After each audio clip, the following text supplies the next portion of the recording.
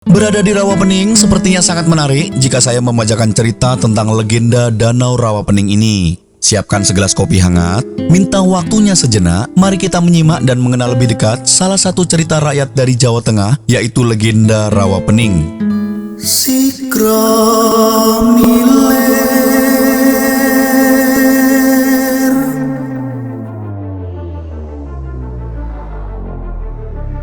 Kula nuwun sedayanipun, Sigro Milir kembali hadir. Apa kabar? Semoga selalu sehat. Mengutip dari website museumnusantara.com, cerita asal-usul Rawapening bermula ketika dahulu kala terdapat sebuah desa bernama Ngasem yang terletak di lembah antara Gunung Telomoyo dan Gunung Merbabu, Semarang, Jawa Tengah. Di desa tersebut tinggal sepasang suami istri bernama Ki Hajar dan Nyai Selokanta. Masyarakat sekitar sangat menghormati pasangan suami istri ini karena mereka terkenal ramah dan suka menolong orang lain. Namun, hidup Ki Hajar dan Nyai Selokanta belum lengkap karena belum dikaruniai seorang anak. Pasangan ini menunggu dengan sabar kesempatan mereka untuk diberi momongan.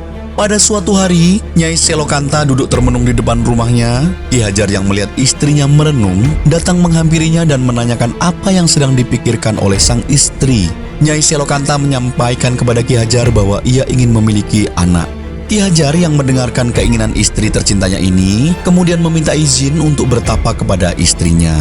Ki Hajar kemudian pergi ke lereng Gunung Telomoyo untuk bertapa pada keesokan harinya. Nyai Selokanta menunggu suaminya dengan sabar sampai suaminya datang kembali dari pertapaannya. Secara tiba-tiba, Nyai Selokanta merasa mual dan kemudian muntah-muntah. Ia berpikir bahwa saat itu ia sedang hamil. Dugaannya benar dan semakin hari, perut Nyai Selokanta semakin membesar. Setelah mengandung 9 bulan lamanya, tibalah hari untuk melahirkan. Alangkah terkejutnya Nyai Selokanta melihat anak yang ia lahirkan. Nyai Selokanta melahirkan seekor naga. Anak tersebut kemudian diberi nama Baru Klinding yang mengambil nama dari salah satu pusaka suaminya. Meskipun Baru Klinding memiliki wujud naga, ia dapat berbicara layaknya manusia. Nyai Selokanta terheran-heran saat melihat keajaiban ini. Pada dasarnya, Nyai Selokanta merasa malu ketika melahirkan anak berwujud seekor naga. Ia berencana untuk membawa Baru Klinding ke Bukit Tugur supaya jauh dari para warga. Sebelum menuju ke Bukit Tugur, Nyai Selokanta harus merawat Baru Klinding sampai ia besar supaya dapat menempuh perjalanan ke lereng Gunung Telomoyo yang jaraknya cukup jauh. Nyai Selokanta merawat Baru Klinding tanpa sepengetahuan warga sekitar. Baru Klinding kemudian tumbuh menjadi remaja dan menanyakan tentang keberadaan ayahnya. Nyai Selokanta yang merasa Baru Klinding sudah saatnya untuk mengetahui sosok ayahnya, kemudian menceritakan tentang Ki Hajar yang saat ini sedang bertapa. Nyai Selokanta menyuruh Baru Klinding untuk menyusul sang ayah yang bertapa di lereng Gunung Telomoyo. Ia meminta supaya anaknya membawa tombak pusaka milik Ki Hajar yang juga bernama Baru Klinding. Baru Klinding membawa tombak pusaka ini supaya dapat memberikan bukti pada ayahnya bahwa ia adalah ayah dari Baru Klinding. Baru Klinding kemudian berangkat menuju lereng Gunung Telomoyo untuk bertemu Ki Hajar ayahnya. Ia kemudian melihat seseorang sedang duduk bertapa dan langsung bersembah sujud di depannya. Ia menjelaskan bahwa Baru Klinding adalah anak dari Ki Hajar dan Nyai Selokanta. Tentu saja Ki Hajar tidak percaya jika ia memiliki anak berwujud naga. Baru Klinding kemudian menunjukkan tombak pusaka dan Ki Hajar mulai sedikit percaya, tapi belum secara sepenuhnya. Ki Hajar kemudian menyuruh Baru Klinding untuk melingkari Gunung Telomoyo. Hal tersebut dapat dilakukan oleh Baru Klinding dengan mudah berkat kesaktiannya. Ki Hajar akhirnya percaya bahwa naga tersebut adalah anaknya yang lahir dari rahim Nyai Selokanta. Ki Hajar kemudian memerintahkan anaknya untuk bertapa di Bukit Tugur supaya tubuhnya berubah menjadi manusia seutuhnya. Di sisi lain, terdapat suatu desa bernama Desa Patok. Menurut legenda Rawapening, desa ini sangat makmur, tapi para penduduknya memiliki sifat yang sangat angkuh.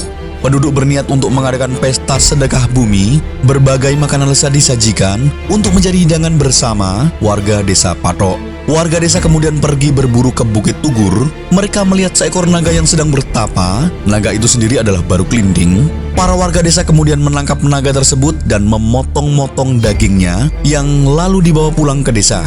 Daging naga ini kemudian mereka masak dan menjadi hidangan untuk pesta panen. Ketika warga desa sedang berpesta, datang seorang anak laki-laki yang penuh luka pada tubuhnya dan memiliki bau yang amis. Anak laki-laki ini adalah penjelmaan Baru Klinting.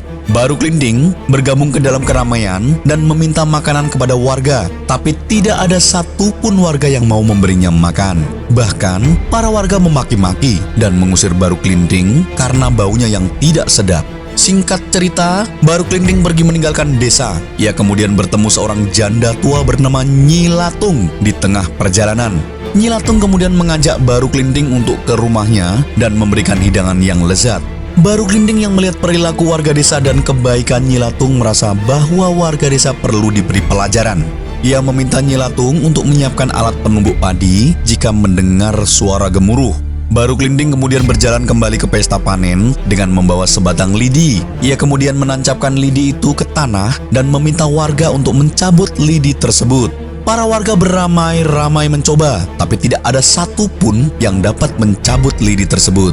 Baru Klinting kemudian mencabut lidi tersebut dengan sangat mudah. Seketika itu suara gemuruh muncul dan menggelegar di seluruh desa. Air menyembur keluar dari bekas lidi tersebut ditancapkan. Semburan air semakin membesar sampai menimbulkan banjir besar. Penduduk desa berlarian berusaha menyelamatkan diri, tapi usaha tersebut gagal karena desa sudah tenggelam.